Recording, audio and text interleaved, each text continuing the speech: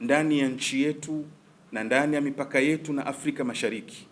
Lakini tukianza na nchi yetu, bila shaka nchi yetu ilikuwa ikijulikana ni kisiwa cha amani, na Watanzania kimaumbile yao, kimila zao na desturi zao ni watu ambao umoja, upendo, mshikamano, maelewano na kukaa vizuri ndiyo mila zao, ndiyo desturi yao. Mwaka wa 1448 Hijria, mwaka wa Kiislamu, tunamuomba Mwenyezi Mungu Subhanahu wa Ta'ala amani na mshikamano viwe ndivyo vitu vinavyotawala katika taifa hili na katika nchi hii pendwa. Lakini jambo la tatu ambalo ni muhimu mno, kulingana na yale tuliyopita mwaka wa 1447, kuna haja kubwa mwaka huu mpya wa Kiislamu kufokasi na kuangalia kwa makini na kuelekeza nguvu zetu kwenye jambo la umoja wa kitaifa.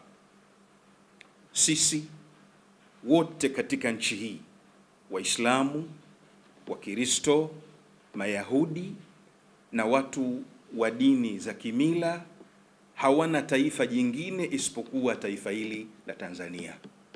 Umoja wetu, mshikamano wetu, kupendana kwetu ndiyo silaha pekee inayoweza kumshinda adui, ndiyo silaha pekee inayoweza kuleta maendeleo na utulivu katika nchi yetu.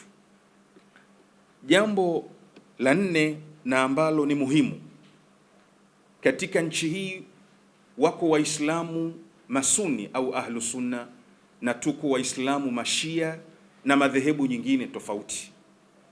Sisi kama Waislamu, umoja wetu na mshikamano wetu ni maelekezo na ni amri ya Mwenyezi Mungu Subhanahu wa Ta'ala anaposema ndani ya Qur'an ya kwamba wa'tasimu bihablillahi jami'an wala tafarraqu.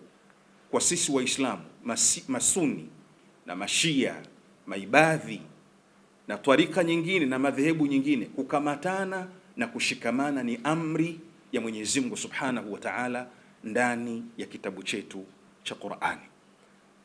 Lakini jambo la mwisho na la tano, sisi kama Watanzania, sisi kama Waislamu na dini zetu tofauti, Wakristo na dini za kimila, tuna asli na tuna maumbile Mungu alivyotuumba ya kuvumiliana. Hatuijui Tanzania inayobaguana, hatujui Tanzania inayotengana.